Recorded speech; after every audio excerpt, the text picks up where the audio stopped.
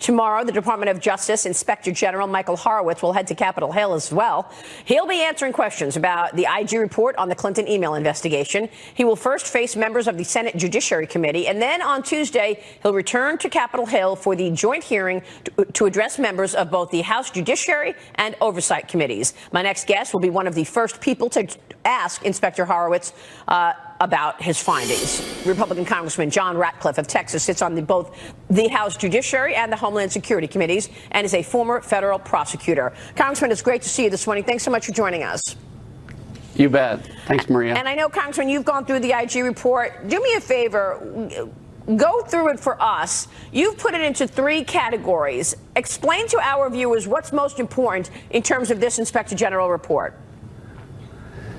Yeah, it's hard to break down 565 pages, but there are 3 main takeaways or categories for me. And the first one is the IG report really tells us that the problems at the FBI and the Department of Justice were more pervasive and problematic than any of us realized.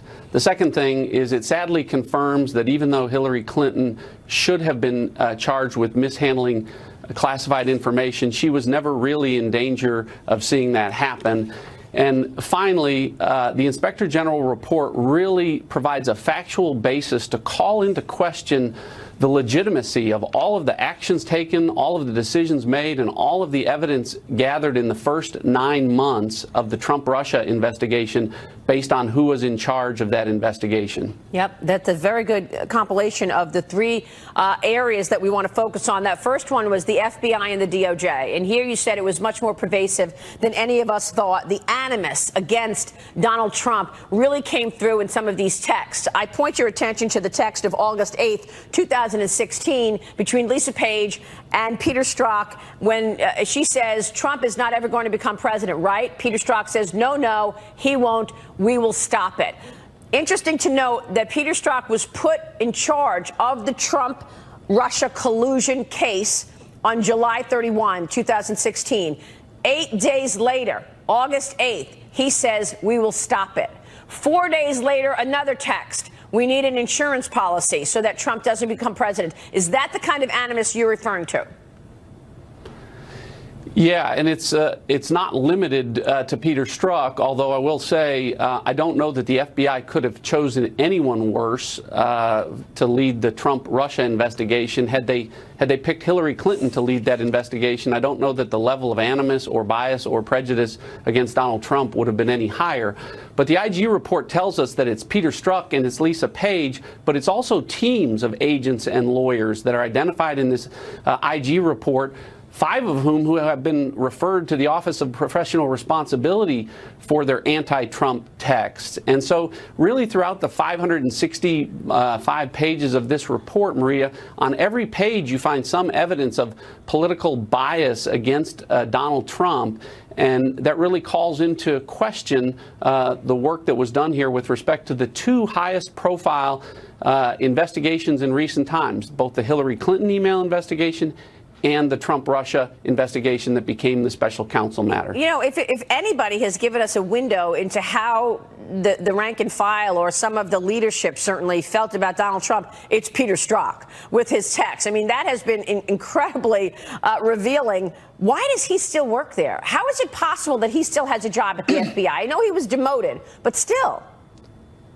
I can offer you no explanation for that. I would hope that Director Wray would care enough about the 13,000 folks at the FBI that instead of just offering platitudes about how great an organization it is, would defend those 13,000 by holding accountable agents like Peter Strzok and others who tarnish the badge that the 13,000 other agents hold. And to me, there's no excuse for him to be employed at the FBI at this point in time. I would hope that both Director Wray at the FBI and Rod Rosenstein at the Department of Justice would be asking and taking the hard stances and questions that they need to defend their people and their institutions and hold them accountable. They should be asking tougher questions than members of Congress are asking. Yeah.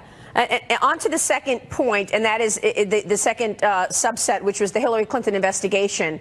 You say this was supposed to be a serious investigation. I want to ask you about that because there are texts here, too, from one agent to another saying, I'm with her. The person, 4 days before Hillary was supposed to be interviewed, the agent or one of the agents who was going to interview her sends a text to her or one of the colleagues and says, just so you know, I'm with her.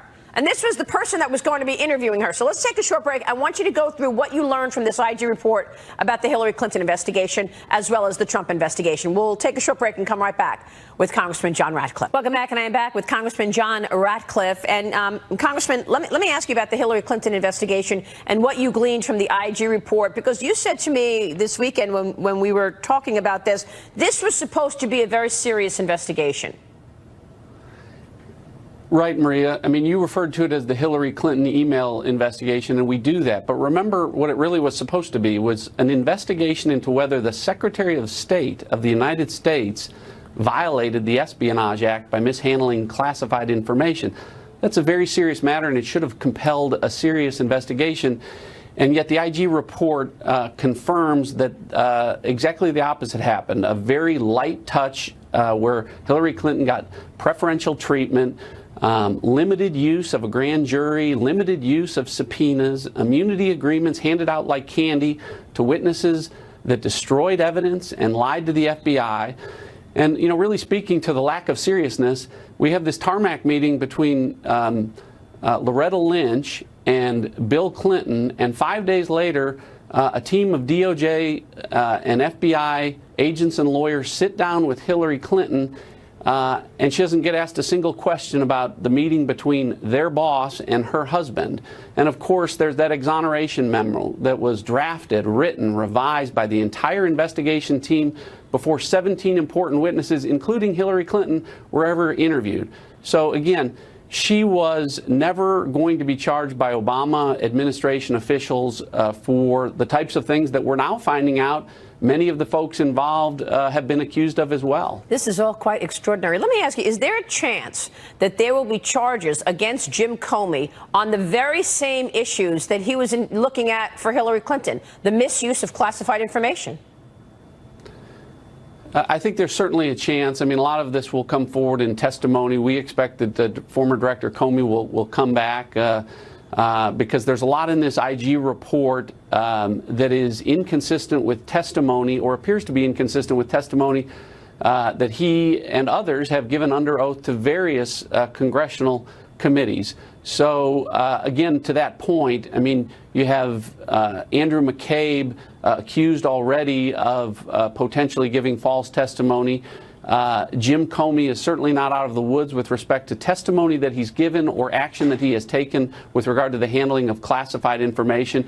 And then there's Peter Strzok. I mean, how he is not seriously considered for obstruction of justice charges based on the text messages and the emails that we have seen that really cannot be taken out of context or read any other way. When you say you're going to stop Donald Trump from becoming president, it doesn't get any more clear than that. Well, we're going to be watching your committee testimony on Tuesday. You're going to be one of the people asking the questions of Michael Horowitz. We will be watching that, and certainly with great interest. Congressman, it's good to see you this morning. Thanks so much. Thanks, Maria.